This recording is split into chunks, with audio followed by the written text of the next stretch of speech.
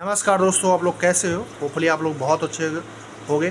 और आज जो है हम बात करने वाले हैं कोलकाता के केस पे, जो डॉक्टर के साथ दरिंदगी हुआ है, कैसा पुलिस का रवैया रहा है, ममता दीदी का कैसा रवैया रहा है। ये बहुत सारी मैं इस पे बात करने वाला हूँ आप लोगों से। और कुछ पॉलिटिशियन की जो बहुत ही घटिया अप्रोच रही है, बहुत ही घटिया स्पीच रही है, बहुत ही घटिया स्टेटमेंट रहा है, उसकी भी बात करूँगा। तो मुझे पहले तो बात करनी है कि आजकल जो है सिनारियो में हम इंजीनियर्स या डॉक्टर्स जो प्रोफेशनल हैं, जो रात दिन देश को आगे बढ़ाने के लिए काम कर रहे हैं, रात दिन अपनी एनर्जी ख़त्म करके अपनी मेहनत से देश को अच्छे इनोवेशन दे रहे हैं, अच्छे काम कर रहे हैं, आज वो सेफ़ नहीं है तो हमारा देश जा ही कहाँ रहा है, आप लोग समझ सकते हैं। आप बताइए, अगर इतने इंजीनियर्स काम करते हैं जो आपका नाइट शिफ्ट में करते हैं, इतने डॉक्टर्स काम करते हैं नाइट शिफ्ट में, लेडी डॉक्टर है नाइट शिफ्ट में काम करती है, अगर इनको हम सेफ़ नहीं रख सकते, अगर हम सेफ्टी एक प्रोवाइड नहीं कर सकते हैं, तो आप ही समझ लीजिए कि क्या ही हो सकता है। और मुझे तो लगता है एक बड़ा कानून बनाने की ज़रूरत है।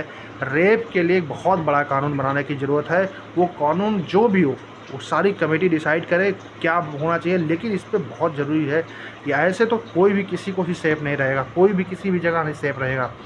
तो जो अब मैं बात करता हूँ कोलकाता वाले केस में, तो जिस प्रकार से पुलिस की रवैया रही है, वहाँ के जो एडमिनिस्ट्रेशन है वहाँ उनका रवैया रहा है।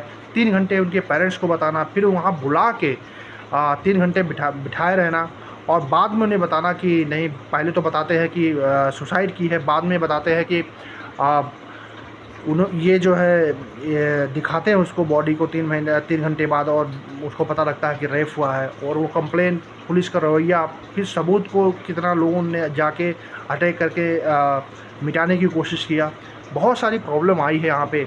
और जिस प्रकार से और जितने लोग जो हमारे देश के पॉलिटिशियन हैं, लाइक राहुल गांधी जी, कितना घटिया बात बोले हैं इस पे कि किसी फंक्शन में गए थे, उन्होंने देखा कि उन्होंने, जब वहाँ मीडिया वालों ने पूछा कि आप जो है कोलकाता के केस में क्या बोलेंगे, तो उन्होंने कहा कि अभी मैं किसी और काम के लिए आया हूँ, तो मेरा जो डायरेक्शन है किसी और डायरेक्शन में है, इस डायरेक्शन में मुझे लाने की कोशिश मत करें, मुझे मतलब भटकाएं मत। मतलब ऐसे स्टेटमेंट देना, मतलब मुझे तो समझ ही नहीं आ रहा कि क्या ऐसी क्या है कांग्रेस वालों की जो कुछ बता ही नहीं पाते, इस टॉपिक पे भी नहीं बोल पा रहे हैं।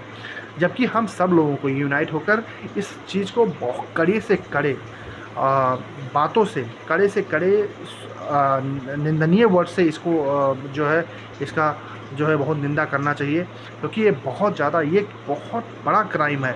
ये एक प्रकार से क्राइम नहीं है, ये दिल झकझोर देने वाला क्राइम है।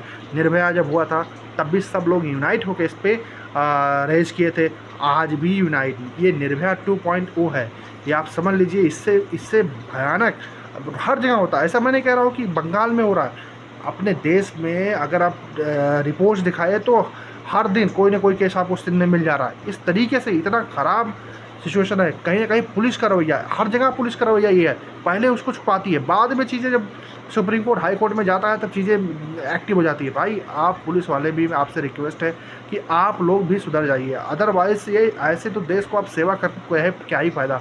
लोग टैक्स पे करेंगे, आपको सैलरी मिलेगी, आप अच्छा काम नहीं करेंगे तो सही से कानून व्यवस्था बन नहीं पाएगा। तो मुझे लगता है कि इस पर अब कानून बनाने की ज़रूरत हो गई है।